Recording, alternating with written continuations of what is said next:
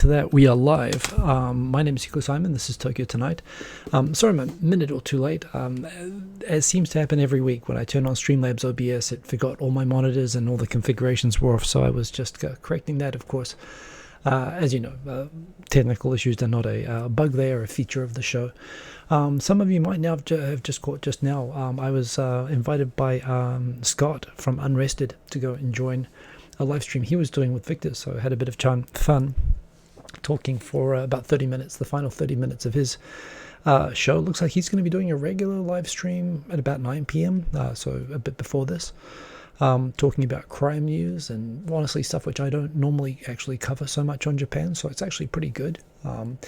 He's definitely good at the horror stuff. He's good at the grotesque and gory sort of news and stuff like that, and it was actually a really fun chat. So well worth checking that. You probably know who Unrested is, but if you don't, just look up Unrested on YouTube and go subscribe to him. And if that's a regular thing, I'll share the links for that going forward as well. Good to see a number of people from this chat who were in the chat on that as well. I guess first of all, say hello. Then I will be talking tonight. I feel like tonight I need to actually make a statement of what we will not be talking about tonight, because it seems like the whole world is just talking about that one bit of news, and I'm not going to talk about that. I actually have so many topics tonight. I'm going to have to go really fast because there's just so much stuff, and none of it is to do with the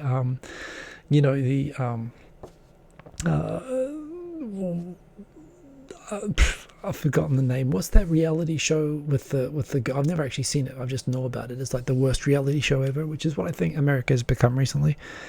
So yes, we won't be talking about that. Still good to see. We've got who have we got here? We've got Mr. Cordy Chap. Good to see you. We've got Bald Bullets Boy. Excellent to have you. Odie Jr. Bada Bing, and to all the people in Australia who I understand are going through daylight saving, which means that you are now joining from like midnight or something. Like I know it's I guess 12:30 there in Victoria in New South Wales. Not in Queensland because they don't have daylight saving, because according to the letters to the editor of the local newspaper where my mum lives, people are afraid the extra hour of sunshine would result in their curtains fading. So Queensland doesn't have it, but commiserations, I guess. Good. It's great to have daylight saving actually, so congrats to that. But sorry, I appreciate you joining, since especially being here late. Hillcrest Daily, good to see you. Saw you in the chat there for the for Unrested show. That was pretty awesome. Ohio, Tai Nakamura, excellent to see you. Jason's All Sumo channel, good, glad, hope that you're back for the start. And right now, sumo in Japan, I'm not even going to talk about it, but it's actually super interesting. And if you're into that, go check out Jason's All Sumo channel and go subscribe to him. He is the sumo man. It is just awesome. It's like monster truck racing with people in loincloths. Honestly, I couldn't recommend it more. Ben Duncan, excellent to see you. Yes, indeed. Also, Ben gave me some kind of cool trip tips that I've been kind of playing around with, actually. I mean, he is like a sound engineering the guy, so I really appreciate all of the tips and advice. He's got a great SoundCloud. He's in the Tokyo Digital crew. And yeah, good to see you, man. Perk, excellent to see you there in the chat. Quint Ranked, a technical issue, find it hard to believe. I know it's hard to believe, but it is true. ASMR Japan, Victor, give me a break, man. Excellent to see you there in the chat as well. Aaron, get ready for lots of scandalous topics today. Indeed. Well, I'll be racy by my standards, but my standards are pretty tame. Also good to see you in the chat just now on Unrested's channel. So yes, good to have you there, Aaron. We've got Subaru the car. Hello, am I here? Yes, I'm hearing a Lionel Richie song, although those are not exactly the lyrics. But yes, good to have you there. Great car, great channel. Shubhas, great on time. Hey, so great to have our Panama representative in the chat on time from the start. Good to see you indeed. King of Kanto, got a dab there. Like it, that's nice. We've got King and Kodos, good to see you. His Dark Side of Japan, indeed. Unrested's Dark Side of Japan videos are really good. I remember when he first arrived in Japan, he started making these right away, and I got a little bit irritated with the sort of newbie misses in the beginning, but he's really good at making videos, and he puts a lot of time in, and he's a good vlogger to watch. I'm glad to see he's making videos again. We've got Akuhe, good morning, good evening. Good to see you. We've got Tiko Sam. Hey. Well, Tiko Sam, I think you're doing pretty well there. Good to see you there in the chat. We got Travis Moore. Hey, good to see you. And the Sergeant Bilko. Excellent to see you. Good to have everybody here. Remember, as always, as you come in, at my Kiko Simon, and it will go all orangey like that, which will help me notice it. If you've got a request or something that you would like me to talk about, or a question, I will take a side detour. Those are actually my favorite part of this. I'm not just trying to read to you guys. I'm actually trying to it's always fun to get into a conversation, so do that. Also, if you're just rocking into the chat, even if you don't normally say hello or participate in, and you just like to lurk and watch, I still enjoy if you say hello, and I always like to go back and try to catch. And yeah, it's really cool to see people who are watching. So yeah, remember that. Remember, as we go through the show, if you like, it helps, but of course that's up to you guys. There is so much to talk about. I tweeted earlier today. I couldn't even fit it onto, it was like 3 tweets I had to put just for all the topics, and I realized that I've got like too many for an hour. So here's the thing. I normally like to take a couple of topics and go really deep. I think today I'm going to do a lot of topics more shallow, but yeah, let's see where we go with this. So first one. New government at the moment in Japan, of course, kind of a new government. It's the old government, just with the seats all rearranged. So the old cabinet secretary, the guy who does all the speaking for Abe, is now the prime minister. So I wasn't really expecting very much, but it seems just the new musical chairs, the new appointments, the new changing of roles seems to have sparked at least some ideas. We'll see how it goes, but we'll go into this. That there are people talking about, hey, Budley Salterton, good to see you there. Good advice. So they're talking about spending $1 trillion in the next budget and promoting, getting rid of Faxes and Hankos, and they're talking a good game. Although it is still the same people. So there's a question, if they can do it now, why didn't they do it before? Aaron, good point. Yes, I was on JJ Walsh's show again. I think I'm going to be on it again. We're probably going to do it once a month. The show talking about sustainability topics relating to Japan. It was fun to do. It was, it was a good flow. And right now I think we're planning to do another show next week, perhaps. There's a lot to talk about. So, it's easy. I just rock up and we just talk. She prepares a lot, which I appreciate. But yes, indeed, if you're interested, well, it's more talking about Japan news, but it's got a specific focus. It's a lot of fun. So definitely also subscribe to JJ Walsh, and you can catch me on her channel every now and again as well. Although she covers so many awesome people.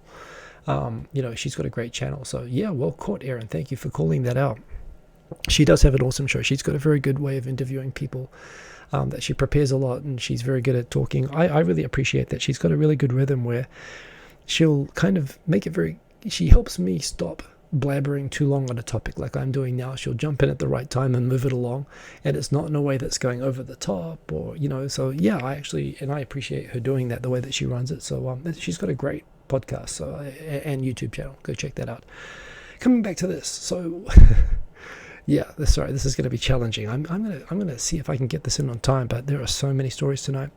So of course the old baby making machines problem, the problem that Japan is got a birth rate problem, and of course, like any problem involving demographics and human sexuality, what it really needs to fix it is a large number of conservative 80-year-old or older men to fix it.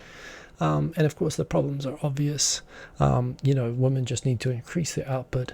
They're offering some extra cash payments to people getting married. There are some things which are good ideas. They are offering things like fertility treatments to be covered by insurance, which is a good thing, although I don't think that's strictly how they're going to fix. I mean, basically, the problem is the same in Japan as everywhere else. Young people just do not feel financially secure enough to go and, hey, Christopher Luke, good to see you. Thank you. Come for the blathering, stay for the blathering. When people don't feel, when you've got people where both of them need to work to be able to cover rent, the idea of being able to have one person take maternity leave or lose time from work to look after a child, and the costs of having a child, and even if you have the time and the money for the costs, of having a child. The fact that there are, for nurseries and daycare, that there are waiting lists and shortages, which means that people can't work because they can't get daycare or whatever. All of these problems just layered on top of each other, and the government's just saying, very kind of superficial, we'll just give you $100 cash. That'll encourage you to have another kid, won't it? They are actually offering a lot more than that, to be fair. They are offering, I believe, up to $6,000, which is good, but it's still, for a daycare, if you're using daycare, that money will disappear in like 6 months. So yeah, they are promising that they're going to boost the capacity of nurseries by 120,000. Great. It's like promising more police, except it's probably easier to find police or people who want to be police and who will be trained and willing to become police than it is to find people who will be willing to be trained and to become nursery caregivers. This is the thing, when you have a limited number of young people who are starting careers. For one thing, the pay is terrible for nursery care centers. Like, you're competing for a small pool of young people, many of whom can basically pick the jobs that they want. And it's true that there are always going to be people who will pick jobs like nursing and people who pick caregiving or whatever, who are inclined towards helping other people, even if the pay isn't good. Where they're going to find 120,000 without actually, so it's great that they're setting a target. I do have skepticism as to whether they actually have any idea as to, whether they can actually get that to work. They did do some things before where they did increase the numbers by things like reducing the standards, by reducing the required certifications and the building codes associated with daycare centers and so on. And that worked, although some people pointed out this meant that there were daycare centers like without fire exits. And when they're not background checking the caregivers, that can be a problem as well, right? So it's difficult. But it's good that they're at least starting to think about these problems, but I'm not sure that we'll see how it goes anyway. Thinking a good thinking game. Speaking of the problems that can happen with this sort of thing, this was a story that came up at the start of the week. There was a petition by some parents to basically, I didn't know this, but apparently if you're a teacher in Japan and you are convicted of a sex crime involving a child, basically sort of waisetsu is basically a molestation, child molestation. If you have that, Razo, thank you, and thank you, I will take that as well. So good to have you in the chat. If you lose your job and are fired for child molestation, you can be struck off from being a teacher for 3 years, but after 3 years you can re-register as a teacher. There's still, of course, the problem in that case that, well, if you've been convicted as a child molester, they can still would be pretty hard to get a job again, but you can recertify. However, there was a case apparently where somebody who was struck off did re-register, and then they changed their name and they changed prefecture and they got another job and then they re-offended. And so there was a petition of parents asking for the Ministry of Education to change the requirements to. That's pretty cool. That is a new display thing there. So yeah, there was a display of there was a petition, 50,000 signatures so far to the Ministry of Education saying, hey, if someone's convicted of child molesting, we shouldn't allow them to re-register as teachers. It sounds like a no-brainer, but apparently the Ministry of Education, the bureaucrats, responded to this that, one, we're gonna have to change the law to be able to do that because that reinstatement period is written in law, and we don't want to deny people the right to earn a living.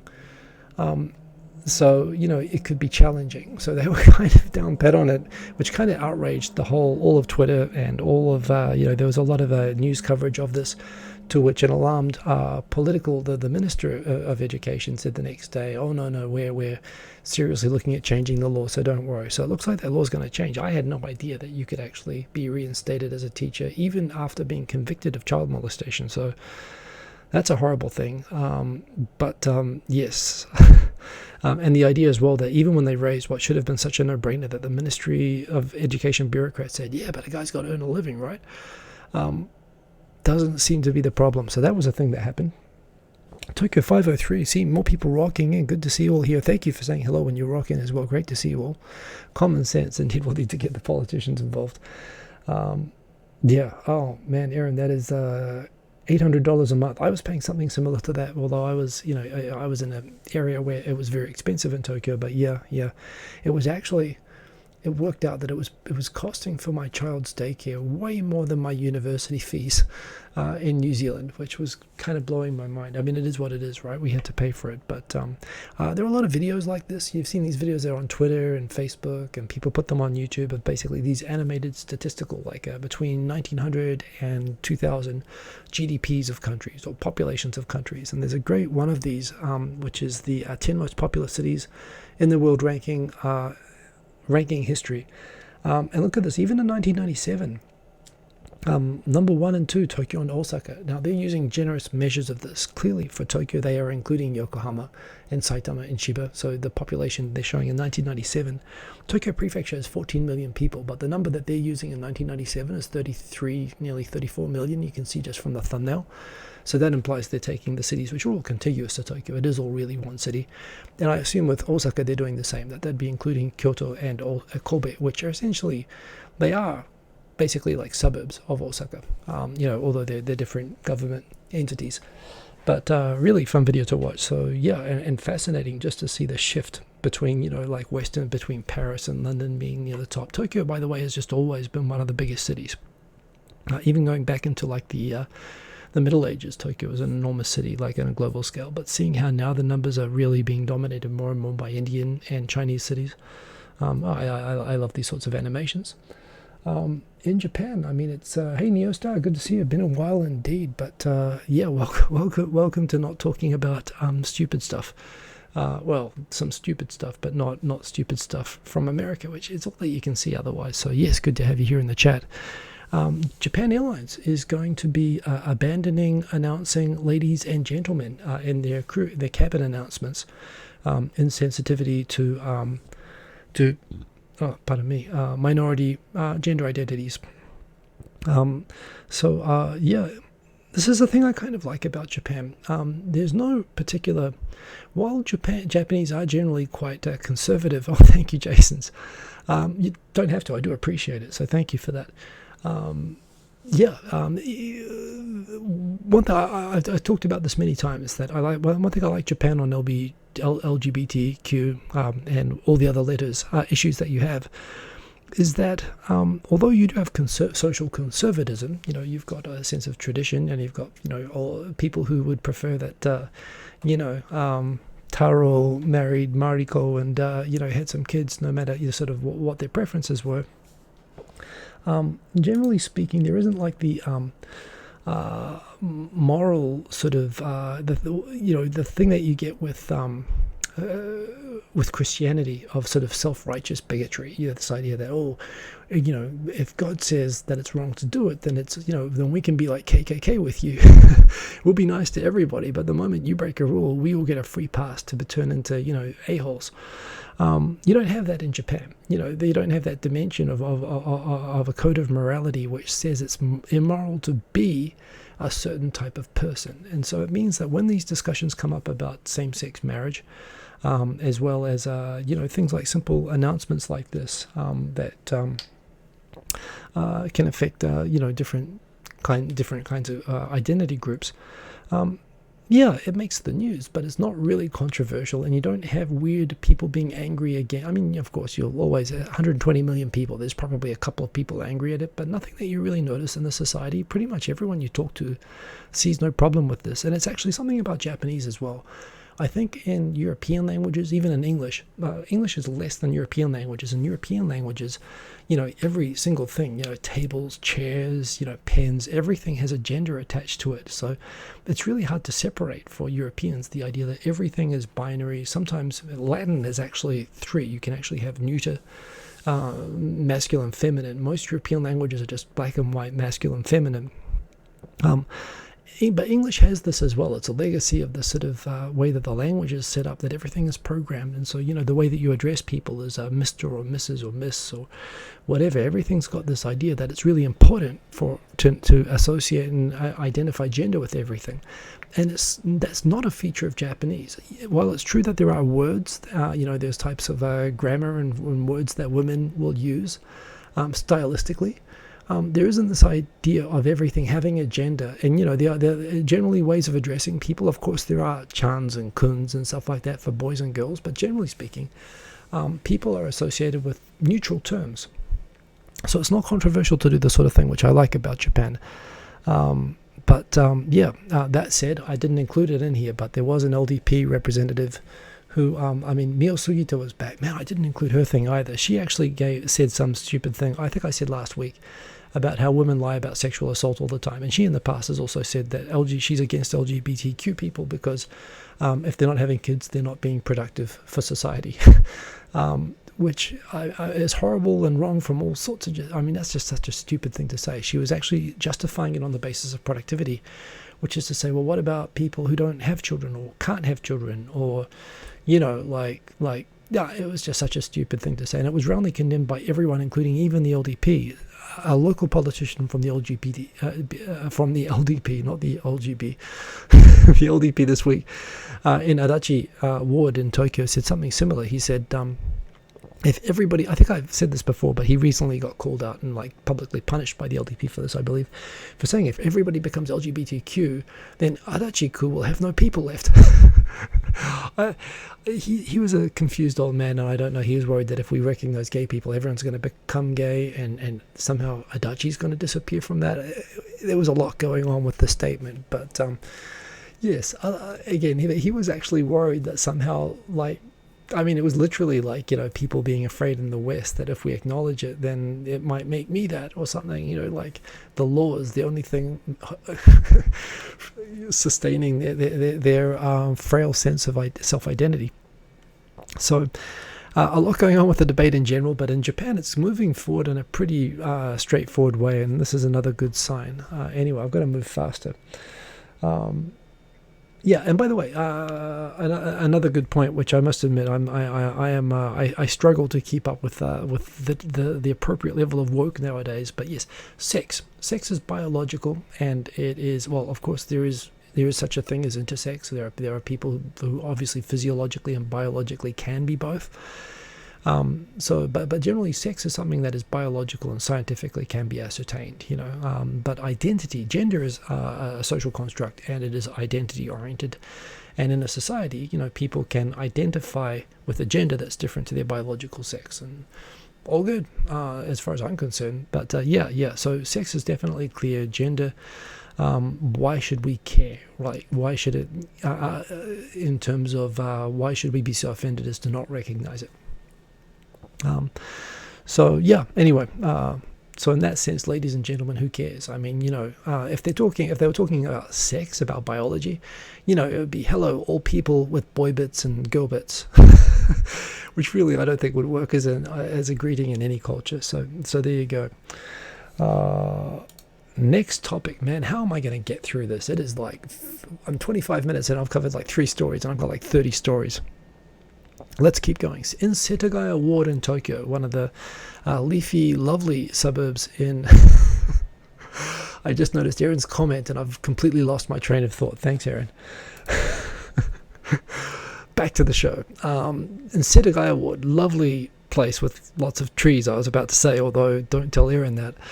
A leafy suburb. I was literally about to call it a leafy suburb in Western Tokyo. Basically the ideal place to live for a lot of people in Tokyo. Yet in spite of that kind of status, there are currently 50,000 unoccupied houses in that ward. And we've talked about before how Japan has this problem of unoccupied houses, just with depopulation and people, having parents pass away and not being able to, not being able to. I've always thought that the great thing about depopulation, at least, is that when you've got such dense living areas, particularly with small towns, which are losing so many people because young people are moving to Tokyo. What's happening to these towns is they are turning into ghost towns, and there are these people who like to go and explore these abandoned old houses. So the question is, well, why don't they just knock these places down and turn them into parks? Why don't governments buy them back?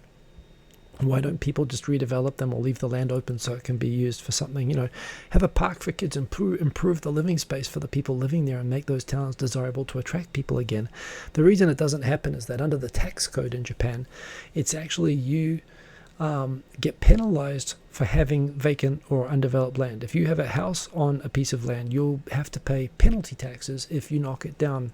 So basically, for people who inherit houses that they don't want to use, they have tax disincentives to do anything to the land. They are financially better off abandoning it and leaving it there as just an empty ghost house. Which clearly is ridiculous, and it's part of this problem that you have all of these some towns now where like a majority of the houses are unoccupied, and they're sitting there, and the council can't do anything about it because they're not allowed to nationalise the land. Which even in places like New Zealand, governments have powers to sort of take up abandoned land or do forced purchases for development purposes. So it's a real problem, and even in Tokyo, even in the most desirable part of Tokyo to live in, 50,000 abandoned houses are increasing. And the other thing is that a large percentage of those places are not even up for rent. Like when they're run down, they're not good enough to be put up for rent, or maybe the people who own the property are just not well set up enough to put it out, to prepare it for renting. And they let them run into the ground, and it's a real problem. And to me, it's taking away one of the supposed benefits we're supposed to be having of a shrinking population. So it's interesting. There are videos, actually good videos. One on JJ Walsh's channel. There are some people who put up videos about finding these abandoned houses, and figuring out ways to buy them cheap. There is a way that you can pick these things up relatively cheap, and you can fix them up. Again, I mean, houses should be so much cheaper than they are, but half of these things are not even on the market. So, interesting one anyway. A lot of really cool space stuff happening. I just actually discovered this evening. I didn't realize until a couple of weeks ago. I knew that Rocket Lab was launching rockets from New Zealand. I didn't appreciate it was fully a New Zealand company, and super excited to learn during the week that Rocket Lab, which currently is a bit like space, it's like SpaceX, except that their rockets, they only launch up to like 300 kilograms. They just launch really small little payloads and satellites, but they are launching satellites right now from New Zealand, even though they're partly owned. They're a New Zealand company that's funded by VC funding from America. But right now with Elon Musk looking to go to Mars next year, and everything sort of racing towards the moon 2024 and Mars and so on, Rocket Lab announced last week when they think that they discovered possible signs of life on Venus, which is actually closer to Earth than Mars is, and it's much easier to get to. They said, okay, everybody, we're going to Venus next year, and we're going to go and send a satellite there, which will hopefully will clear up the question of life living in the clouds of Venus. I.e., this Rocket Lab, right now you've got Blue Origin and United Launch Alliance and SpaceX all developing these enormous rockets to go to the moon and to go to Mars. And this little New Zealand company, which is actually currently already launching commercial satellites, is very quietly preparing now to send a rocket to Venus next year. And they could be the first company, the first entity to discover life outside of Earth, if the signs are correct that there's bacteria floating around in the clouds of Venus. So that was like super cool, and they're doing really, really cool things. I actually went and ordered a T-shirt from them. It's going to take a while to arrive, but I'm going to wear it on the show. And then I just found out tonight there is another New Zealand space company that's actually already launching space plane, reusable space planes. And they've got a goal of doing a space launch twice in a day, which has never been done before. But the idea being that it's a plane which can land like an airplane and be refueled and go into a sufficient height. It'll be suborbital, but they can launch small satellites. So to me right now, like the space thing is just so cool. There are so many players and it's rushing ahead so fast. I'm thinking, if I keep jogging and eating right and don't let myself get too overweight again or anything like that, if I hold on, I could probably in my retirement go on a trip to the moon or into Earth, or into a hotel in Earth orbit. And I would love to do that. That's like been my life dream. So a lot of exciting stuff happening with space right now. The government, Taro Kono, I mentioned this last week. He's basically declared, he's the head of administrative reform in the government, and he's basically declared by the end of the year, all government departments have to stop using all Hankos, which are unnecessary. Hankos are, of course, personal stamps that people use to say, I was here, to basically say this was me and I did this. And right now it's used for all sorts of things. If you're a bureaucrat who works for the Japanese government and you want permission to work from home, you have to go into the office, and your boss has to go into the office. You have to get a form requesting permission to work from home or to take a day off. You have to put your stamp on the form of your request, and your boss has to put his stamp on the request or her stamp on the request, and it is then left there as proof that the submission was made and it was accepted by the boss, and it all has to be done by paper. And the irony is, people need to go into the office, like multiple people need to go and meet in the office to physically stamp forms for like HR purposes. If we're requesting time off, they need to go into the office. Even when they're working remotely for safety reasons, they have to do this. And there's just so much stupidity like this right now, and people being forced to go and line up in government offices for applications. Hey, Tawaiwai, good to see you. Taro Kono said this is stupid. You should be able to get permission for a day off from your boss by email or by a phone call. The idea of requiring a physical stamp that requires all the people to be physically present is stupid, and he wants every unnecessary hanko to be gotten rid of. There's actually a term there, and he's starting this from the central government, but he's demanded all local governments as well do this. So here you've got Fukuoka City saying that they have actually completed a transformation of becoming hanko-less. No more hankos. 3,800 types of documentation requiring personal seals have been disbanded with. So the war on hankos is real, and Taro Kono has already announced seeing the wave of support for this move. He says faxes are next. So who knows? We could actually be able to do a lot of stuff online and using mobile phones and things soon, and not have to use seals and faxes. It's a big deal in Japan.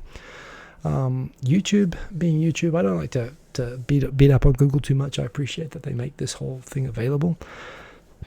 However, it is a thing with captions, which is a feature I love. I don't use, obviously, although the auto captions are surprisingly good. I don't know how it works in the live stream, but the recorded version of this, the accuracy of the AI, it used to be a joke, right? The accuracy of the captions is really good now. But of course, I think I mentioned last week as well that YouTube has us in Deaf Awareness Week. Captions were really they're great for people, of course, like us who like to watch videos in different languages. But the primary use for captions is for people who are hard of hearing or have hearing difficulties to be able to access and watch YouTube content.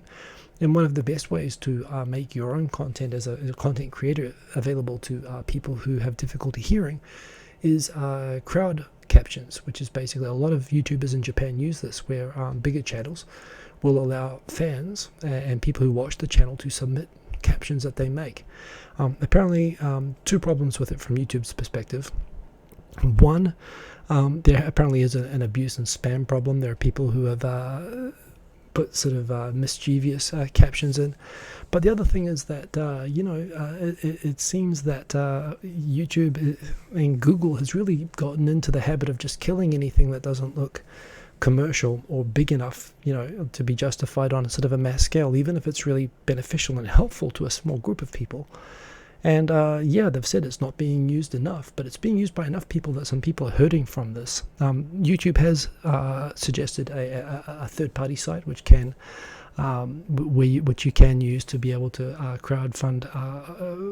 crowdsource captions, which they can submit to this third-party site. So they've suggested a workaround, but they are not going to offer it anymore, which is a shame. And the timing is pretty awful as well. And this is coming back to my old thing where I still love Google, but I think the cool Google kind of died the day that they cancelled Google Reader. When they stopped being the sort of site which would just host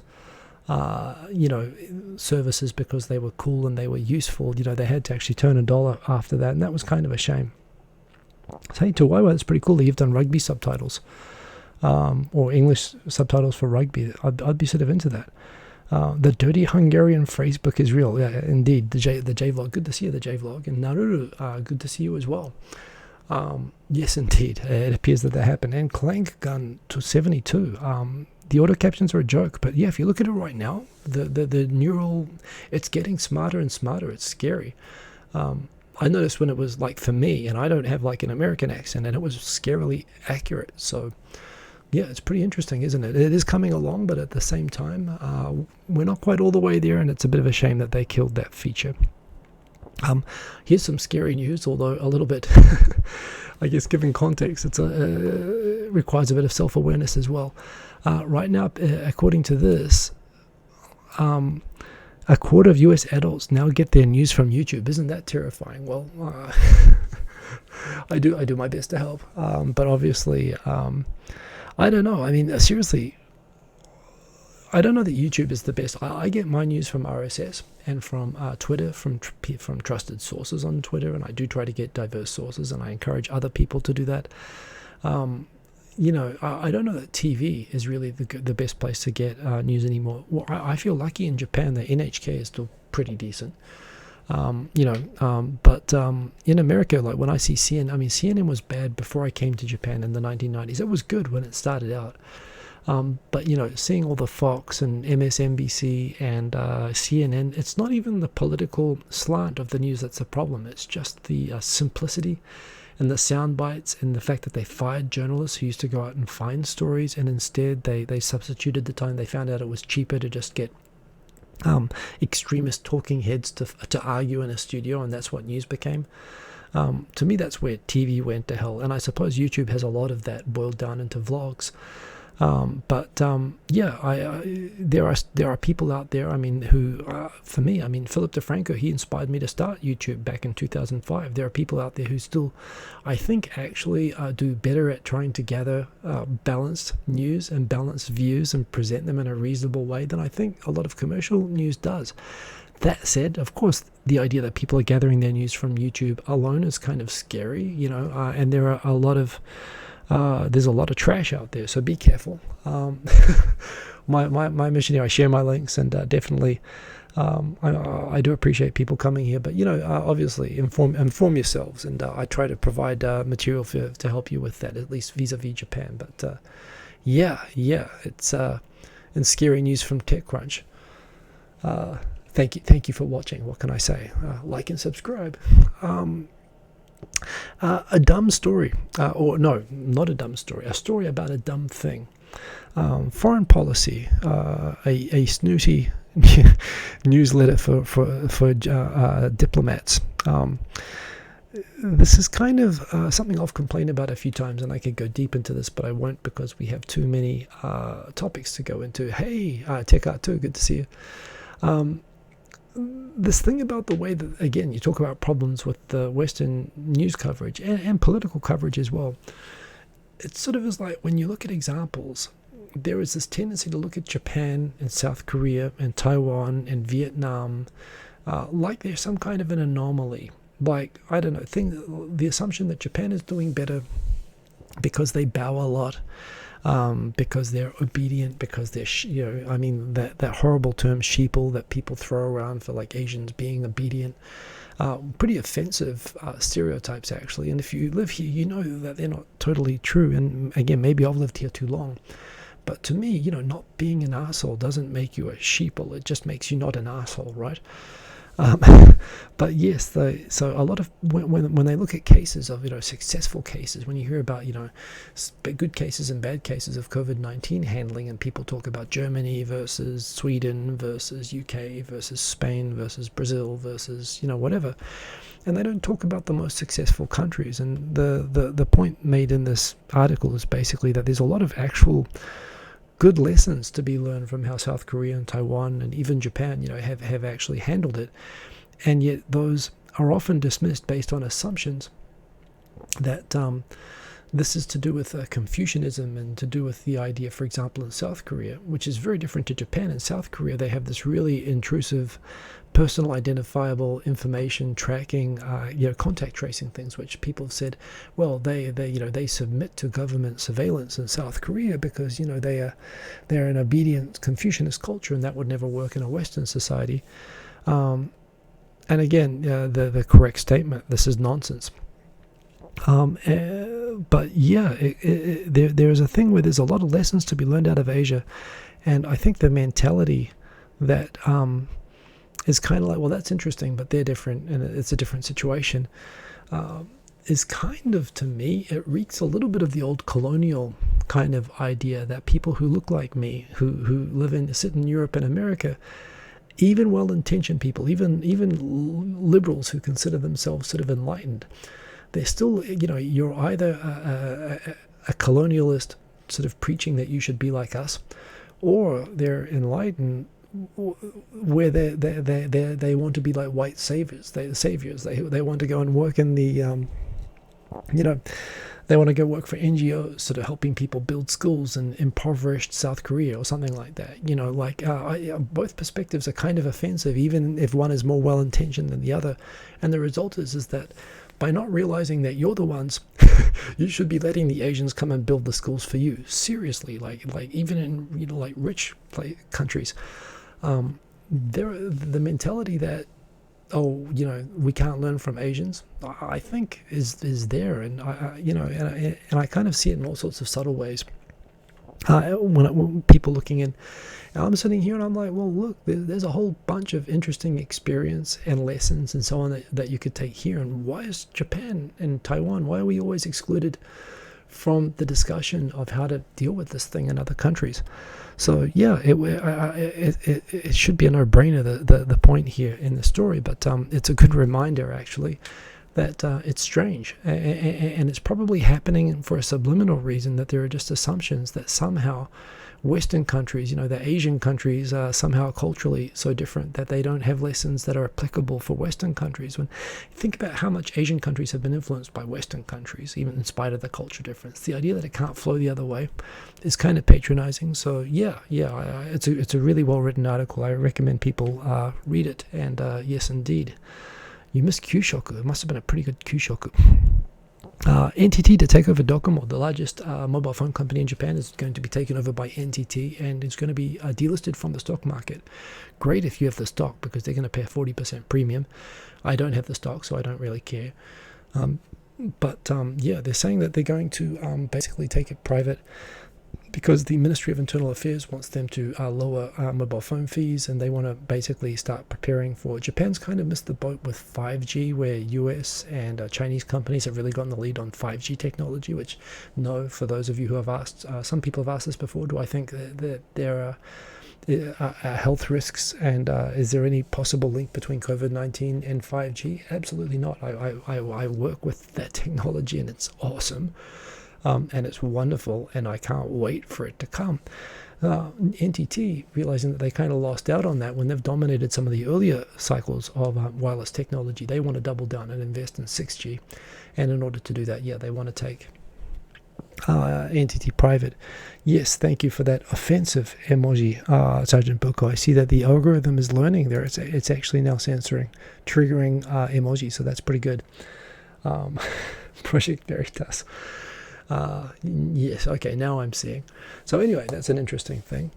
Honda's actually done two really interesting things this week. The first thing that they've done is they've talked about because they're a manufacturer, they are one of the sort of companies that cannot easily cause, hey, Nesta125, good to see you. They cannot easily just have everyone working from home, right? They're making cars. You can't have someone screwing the bolts on tires from home and then sending it around on the train to the next person on the production line. So they really have kind of, in spite of the whole situation, have struggled to adapt to working from home. But they've kind of announced that they are going to now wholesale allow at least the staff that don't need to be on production lines to actually comprehensively work from home, and to set up ways that they can work remotely on a more permanent basis and not have to be inside physical locations, which is kind of a no-brainer, but it's harder, obviously, for the manufacturing companies to change that culture of being... these are the places where they will go and do the radio exercises every morning. They've got these sort of cultures at these places of being together in the same place and doing things together, even if you're not on the production line, working like you're on the production line, and they're waking up to changing that, and it's kind of, it's being portrayed as a good thing. They took a while to come around. King of Kanto, that's actually better as far as I'm concerned, but yes, that one's still another moderator handled it. Who cares? Thank you. Anyway, more interesting, a big thing actually with cars, electric cars. I don't have them flagged. I don't this is all just automated. I don't set anything, and you can see I just allow everything. with right now, electric cars are also just so interesting. What's happening in America right now with I think the Volvo brand Polestar has got some good cars coming out. The Tesla stuff is amazing, and Japan, really the only real electric car that Japan has is the Nissan Leaf. Of course, they always had the hybrids. Honda and Toyota had the hybrid cars, and Toyota actually has released some, and BMW I think have released hydrogen cars. Hydrogen cars are awesome, but there's just no hydrogen infrastructure where you can go fill it up. And hydrogen is expensive and difficult to extract and transport and store. So while Japan was still thinking that long term, batteries are messy, they do have limited life and whatever, and hydrogen is the most abundant element in the universe. Japan is really sort of focused on, in terms of renewable fuel, the idea of hydrogen fueled cars and fuel cells, which I still think is actually a really good idea. You can actually even use hydrogen like a combustion fuel without emitting greenhouse gases. But that said, Japan hasn't really gone very far into battery-powered cars, except for the Nissan Leaf. But of course, with battery-powered cars now being the big thing, mainly because of Tesla's success, Toyota and Honda are pivoting, and this is where I think I've got the story coming up after this, that Honda is actually pulling out of F1 this year because they are diverting all resources available into pivoting into battery-powered electric cars. I think California passed a law this week or last week saying that by 2030 or something, or 2035, all cars, no combustion cars will be allowed in California, presumably including hybrid cars. So basically, if Toyota and Honda want to sell in California, they'll need to develop battery cars, which they don't have, or they'll need to be hydrogen. I don't know how that would work, because technically hydrogen can be combustion engine. So it sounds like California is even saying that hydrogen is a problem. But point is, everyone's rushing to build electric cars. Nissan already has one. And this is one of the things that I think is actually really great about electric cars for a place like Japan that has a lot of natural disasters, is that, I mean, I'm not going to approve it because people can see it anyway, King of Kanto, but just go crazy. So yeah, the idea that if there's a power outage like there was in Chiba like last year when there was a typhoon, there were some towns in Chiba that had no power for like weeks. So the idea that you could actually take your car and you can go charge it somewhere and come back and plug it into your house and have your car power your house. You can actually not only charge from your house but do the reverse is actually a great thing.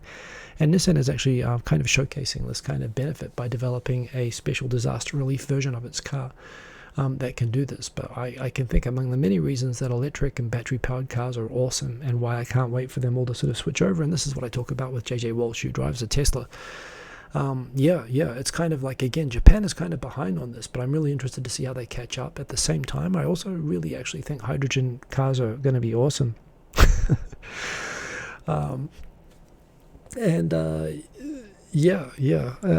you're making me feel like I have to approve. You can see it. So yeah, I actually think that I hope that the hydrogen thing happens as well. But still, what's happening with it? If I bought a car, I haven't owned a car since I came to Japan, but if I bought one right now, I would buy a Tesla. I would buy it for the speed and the looks and the self-driving. Like, it's just awesome. Again, it's as cool as the space stuff. And I really want Toyota and Honda to catch up, which it looks like they're now doing. It's kind of ironic that Nissan, which is really kind of falling away lately, but the Leaf isn't too fancy a car, but it's all that there really exists right now in Japan. So that's kind of interesting.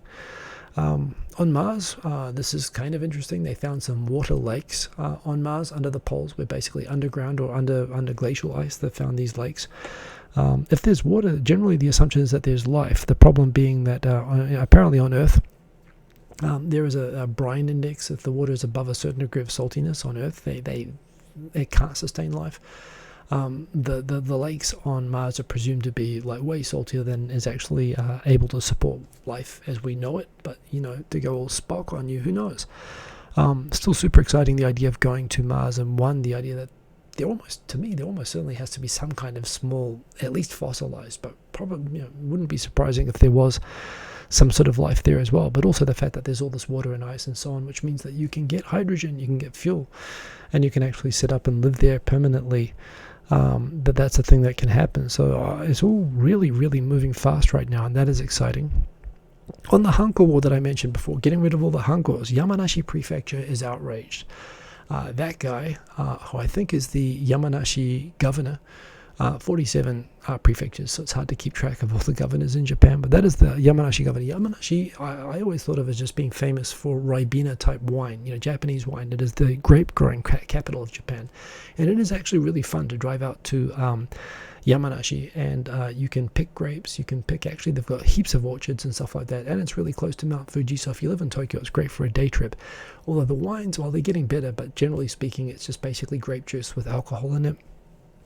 But apparently Yamanashi is also the Hanko making capital of Japan, and the governor of Yamanashi is outraged at the defamation happening towards Hankos at the moment, this kind of demonization of Hankos.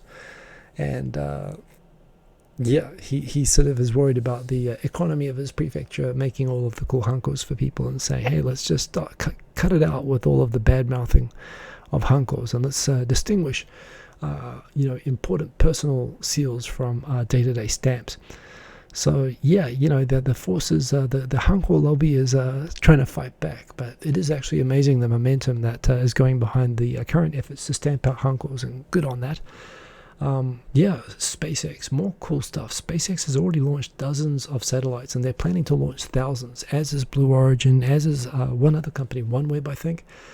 So apart from the fact that astronomers are a little bit upset that it means that the night sky is going to be, covered with crisscrossing small satellites, and they're actually, SpaceX is switching to painting all of their satellites black so that they don't reflect too much light, upsetting astronomers.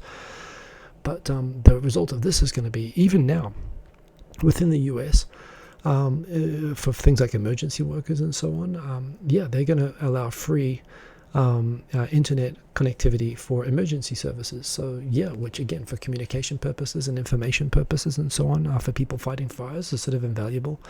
But this is going to be available anywhere in the world. Antarctica, the middle of deserts, and the Gobi Desert or the Sahara Desert or whatever. You're going to be able to watch this relatively affordably anywhere in the world. You won't need to be near a Wi-Fi. I mean, that boat that caused the Japanese ship which caused the oil spill in was it Mauritius? They were going for Wi-Fi near a national park when they diverted and hit a reef. You won't need to do that anymore. Satellite-based airplanes. You think about Malaysian Airlines flight, whatever the flight is that went missing. Basically, they're setting up infrastructure that is going to allow people anywhere on the surface of the planet to be connected to high-speed internet via satellite. That's just awesome, and it's just starting. It's just become available, but I think that is just really, really cool.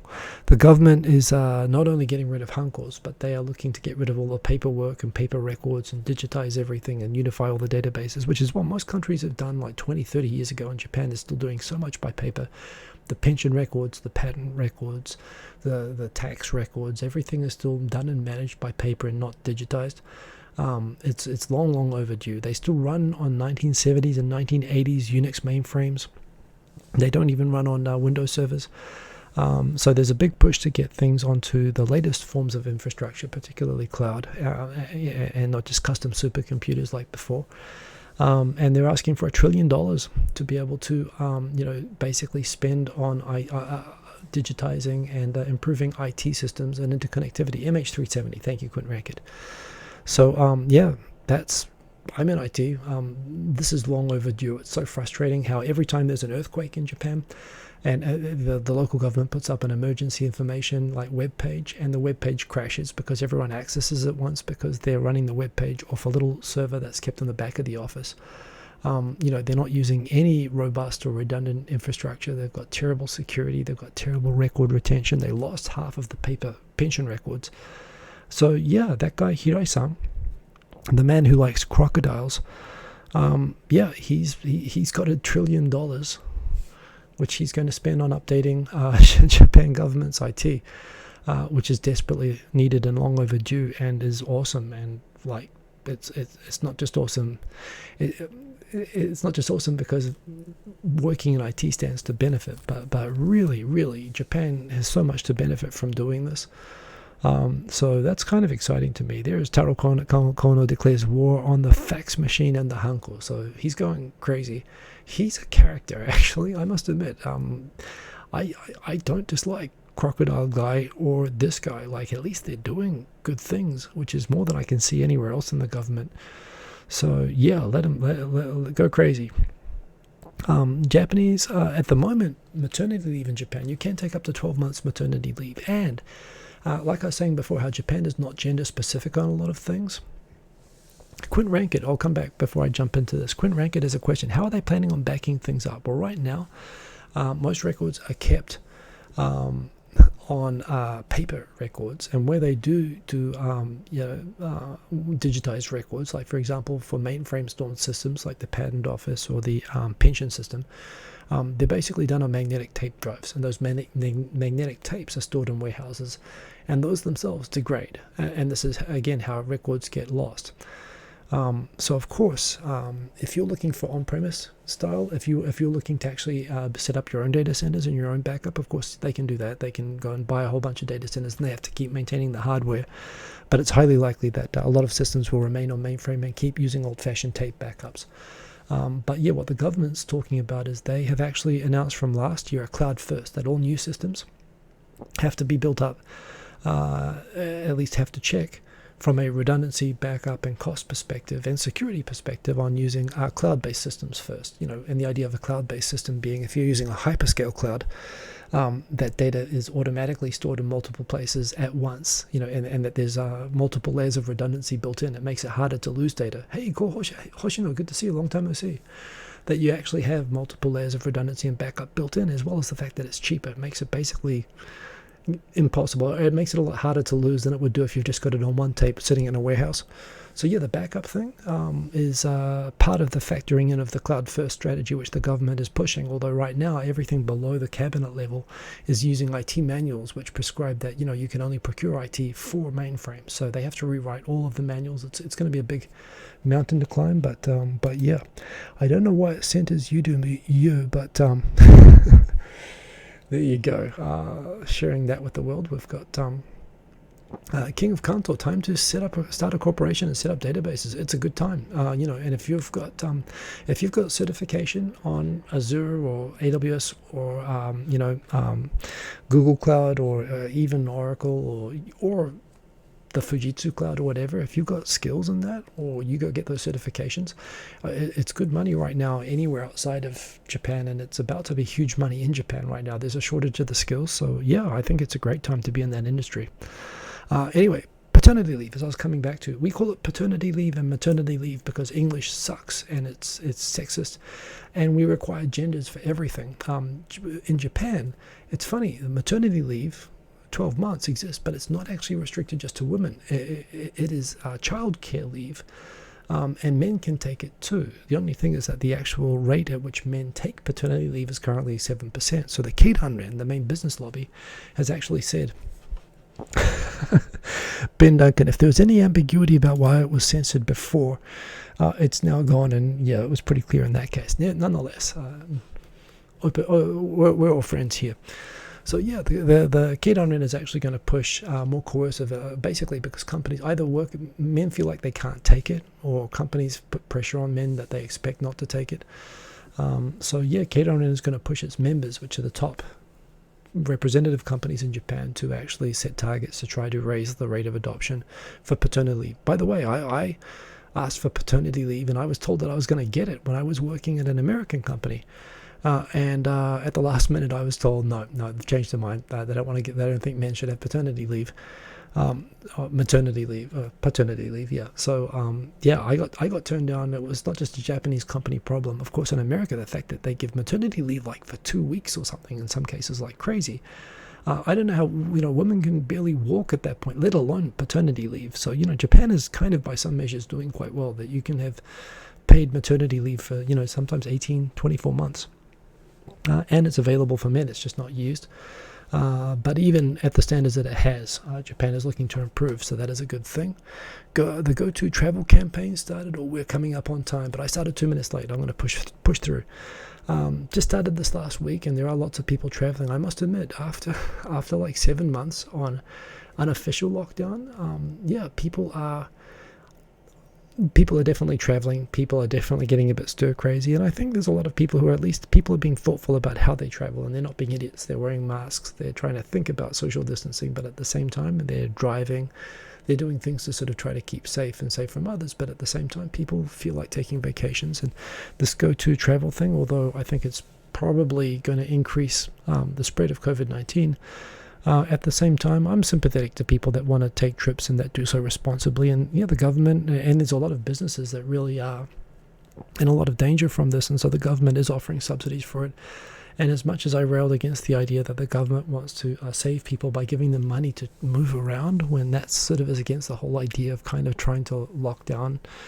Now they've included it in Tokyo, which is the part of Japan with the most cases, still consistently about 200 cases a day. But at the moment, the news coverage is pretty positive, and although I'm not planning to take trips myself, I'm okay with it, actually, So it'll be interesting to see anyway, and of course within Tokyo, and it's not just that, but also for going out, eating out as well. There are coupons and online sites where you can get discounts on meals and on hotels. Like, for example, there was the Hotel New Otani, which actually goes for $2,500 a night for a couple. They were offering $700 a night. Half of it subsidized by the government, and the remaining half, Otani's doing a special. So you can get in and stay a night at the Hotel Otani at the moment for 1/4 price. I still don't see how a hotel room, I've stayed in some nice hotels for work, and I don't see how any hotel could be worth $2,500 a night. But if you've always wanted to see that, and you want to go and spend $700 on staying in a nice hotel, yeah, why not? Go stay in the New Otani. That was featured on NHK, and so there are things like that right now, which are kind of cool. That's the paternity leave thing, so I just mentioned that. I just talked before about the problems with Japanese government IT and how terrible it is. It's not just an IT problem; it's also a staffing problem. Of course, there's been these spikes. I haven't talked a lot about this, but there have been a slight increase in the overall suicide rate. Of course, suicides are overwhelmingly men, but the rate of female suicides has gone up since the start of COVID-19, 74%. So that has really climbed. It still is a small proportion of the overall number, but it is still, any number is bad. And there have been a number of prominent celebrities who have also recently committed suicide. In a place like Japan, unfortunately, what often happens is there are copycat and people who are depressed and see that a famous person that they like committed suicide, and then the rates increase partly because of the media coverage. Japan does have suicide counseling lines that have been around since the 1970s, but they're staffed by volunteers. They require 12 months training. And they're often, now those staff are elderly and they're not being replaced, and they are undermanned. And so the feedback has come through that a lot of people, with the increase in suicides happening now, have tried calling up these hotlines and they can't get through. So NHK covered this, and the Ministry of Health has put up actually web and SNS sites as well, where you can connect via line or web pages, or the phone numbers in other prefectures and so on. And so they're trying to increase at least access to information so that you don't, if you need to call up for counseling, obviously this is in Japanese. I presume there are sites in other languages as well if you go to the Ministry of Health, Labour, Welfare. But yeah, they've put up information about this. Certainly a lot of people experiencing a lot of stress, and there are counseling services available also in English as well. If anyone, by the way, watching this is ever interested, particularly on Twitter, if you want links, I've found them before. There are a couple of services. I can't remember the name off the top of my head, but I can certainly dig them up if anyone needs them for themselves or to recommend to other people. And again, it's the old problem that Japan just is running out of people, and they have terrible infrastructure for providing these sorts of things, which are really, really needed. So that was something. And that is it. 90%. That one down the bottom is from last week, I think. So that's the getting rid of 90% Hankos. It's not, but there's an old story there which isn't from this week. Okay, well, I'm going to go through Gender Box Forms, the company which the entity which sets standards for like standard government forms in Japan and whatnot, is removing the gender box, putting male or female on a job application box. That sort of is the standard industrial format for resumes in Japan. They are removing that. So again, they don't see a need for it. And yeah, why does it need to say on your job application if you're male or female? Apart from the fact you can generally tell by the name, although not always. It's a small, but I think a progressive thing. And again, I don't think Japan as a language and a culture is invested in knowing if someone has boy bits or girl bits. So yeah, although that's a sex distinction, not a gender one. But the point is, who cares, right? So yeah, I think it's good that they're getting rid of that, and it's happening with relatively little fanfare and drama. It's a good thing. The Japan Space Agency also currently going to be on the next Crew Dragon mission into the ISS and the mission after that, but they're actually planning to build a fuel plant on the moon for the permanent moon base that NASA is going to start building in 2024. So Japan is doing crazy stuff as well, and the robot moon base, which is going to be set up to process it, to eventually host people, but also to set up fuel processing so that you can fuel up rockets on the moon and send them to Venus and Mars. That's going to happen like next year, and Japan's going to build it. So that's pretty awesome. Yeah, lots of comments. I'll come to the comments in a moment. I'm going to try to finish this. The new Justice Minister, Japan and immigration. Immigration is overseen by the Justice Ministry. So yeah, she the new Justice Minister. She does support the death penalty. She says that she will be executing people, which is a shame. However, she has also outlined that she is going to look at increasing support for foreigners, including setting up things like job and social services and so on to support foreign residents in Japan more. The first thing, of course, that they can do is actually allow them into the country, which has been a problem recently. She's also made a big deal that it is a problem in many parts of Japan with South American immigrants, people of Japanese ancestry, that schooling is not mandatory for non-Japanese residents, and as a result of that, there have been a lot of kids who have dropped out of the education system early, from immigrant families, and they've kind of suffered and turned into a bit of an underclass in some towns. So the idea of making sure that everyone has access to education and social resources and so on, she's saying the right things anyway, so it's good to see that the government's thinking about that. The Tokyo stock market information portal went down, which runs on a Fujitsu high-speed supercomputer. There was a memory hardware failure in a memory device in one of the machines, and it didn't cut over to the backup. And it collapsed the other day, and it basically brought down a $6 trillion stock market for 24 hours, which was kind of embarrassing for the stock market, which wants to be one of the premier stock markets in Japan. I kind of understand why they're using a supercomputer. They've got to handle trillions of billions of trades every day. High frequency computer trading, all of that. It's got to stand up to a lot, and no system's ever foolproof. So I'm sympathetic to what they had. Of course, there's a lot of screaming about it. This is the form. So that form where they've got the male-female circle, which one you are on the form, they're just getting rid of it. Partly because, of course, it's considered discriminatory to groups that do not identify as male or female, or exclusively, and who cares? So actually, the Japanese industrial standard is removing it, and good on them. I mentioned before, Honda's quitting F1 to put all their to focus more on fuel cell and EV technology. That's a big deal. I mean, apart from the fact they're getting their asses kicked by Mercedes-Benz in F1 right now, but these are the McLaren Honda team. McLaren, Kiwi, by the way. But yeah, Honda's actually going all in, realizing that they need to pivot into electric cars fast, and I'm excited to see what they come out with, and that's a pretty big sign of commitment. I mean, they're one of the major racing engine suppliers. So yeah, Unseen Japan says that the new station leaves people pining for its predecessor. I did not like Harajuku Station before. It's a stupid Swiss ski bungalow in the middle of freaking Harajuku. I don't understand people who I come from a new country. I like new towns. I've lived in towns that got dug out of the bush recently.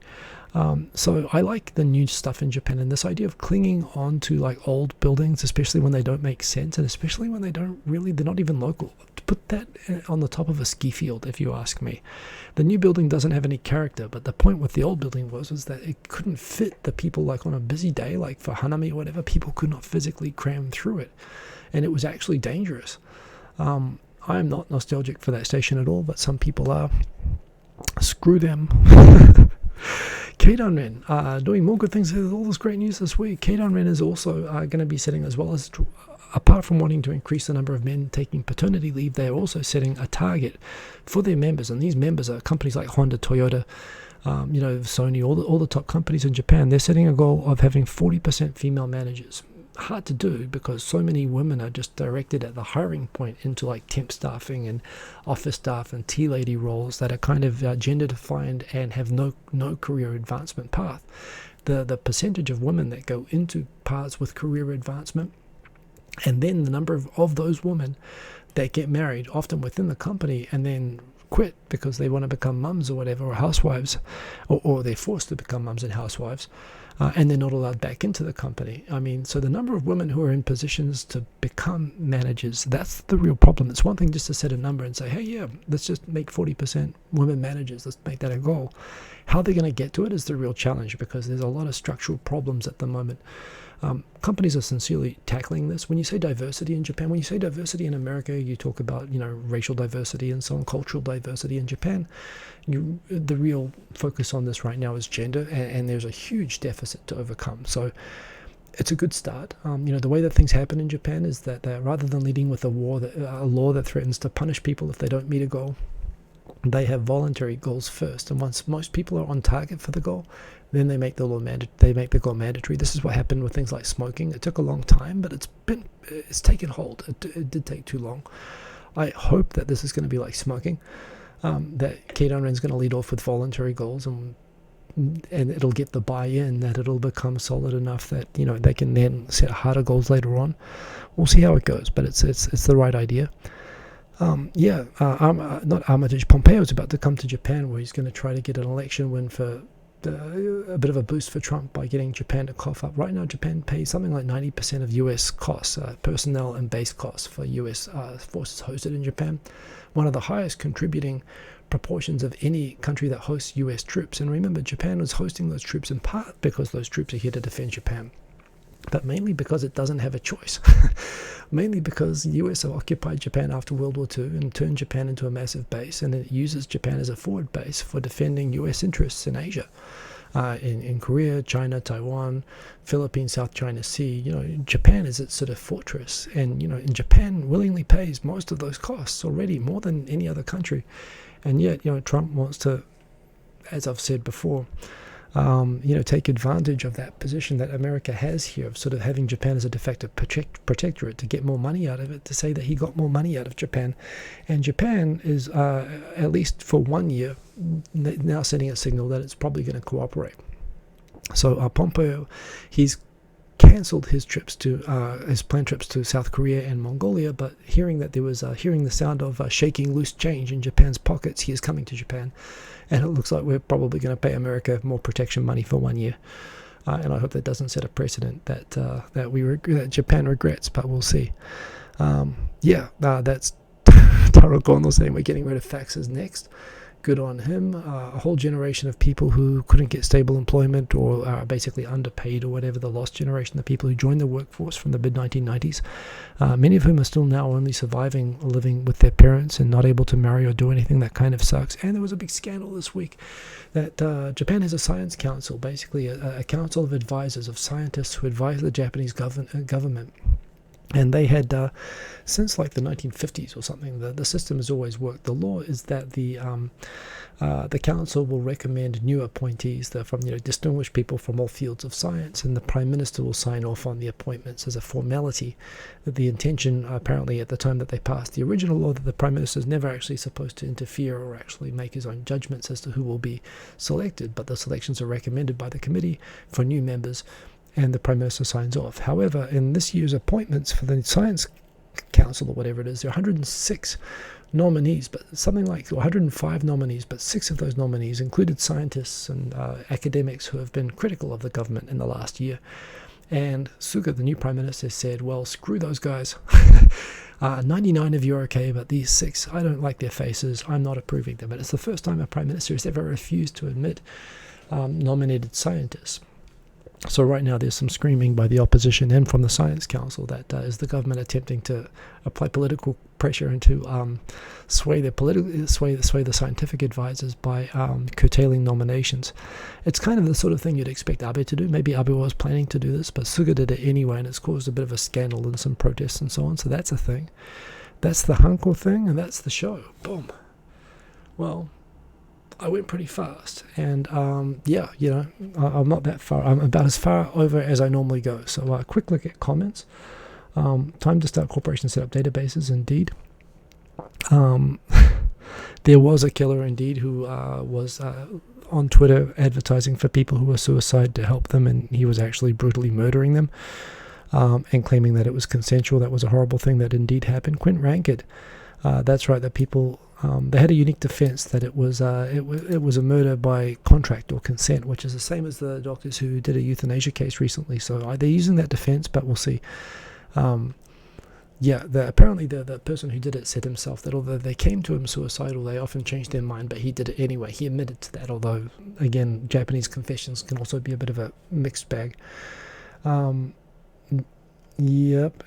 Leith Dale, good to see you. Still has a photo on it. I don't know what that's about, but yes. King and Kodos, are you sure? Most likely running Windows 95. Well, here's the thing: those Japanese government database systems are running Unix. They're using the old green screen 1970s and 1980s. I mean, Windows 95 is 20 years ahead of what most government systems are running on. So yeah, believe me, that I know you're making a joke there, but you've got no idea that's actually what they luxury. Windows 95. That would be huge technological advancement. Sergeant Bilko, F1 should just change regulations to EV cars only, and there is already the EV car F1 type league, which apparently is pretty interesting. So yeah, I could very well see it going that way. The JVlog, do they still have a college for women who don't choose the career track? Yeah, they still have Senmongako. They have specialist tech institutes. Those exist. Again, those are sort of transforming as well, but if the government's setting a target, or the Keidanren is setting a 40% woman manager target, that's pretty much, even if they made every single woman available, a manager like who's on a track which has even that possibility, including even if they were going to get married and stop working for a time, you still wouldn't have even close to 40%. So I don't know how they're going to overcome that, but that's right. Those training colleges are still available. Those are still a thing. And Quinn Rankett, have hair salons and barbers been open in Japan during the lockdown? Yeah, everything's been open during the lockdown. Not that I'd know. I do. I take care of myself. But yeah, they're open. People do get haircuts. Well, this is the thing. Japan hasn't had an actual lockdown, so things are open, but people are just being super careful. But no, those have been operating. So yeah. And when Linux on server sounds like a sound choice, it actually is in some ways. PB, good to see. There's a name I don't recognize, so good to see you there. What is going on with the Olympics? Yeah, they're still on schedule. They're still being planned for next July. But how do Japanese feel about it these days? I think most people feel like let's just put it out of its misery already. But yeah, it's hard to get excited about it right now, but it still is pretty hard to imagine how it's going to happen. And the thought that if it does happen, well, it should probably happen behind closed doors. But if it happens behind closed doors, then we're going to have to pay a ton of money. But we already have to pay a ton of money for it. So, yeah, I think everyone's a bit resigned.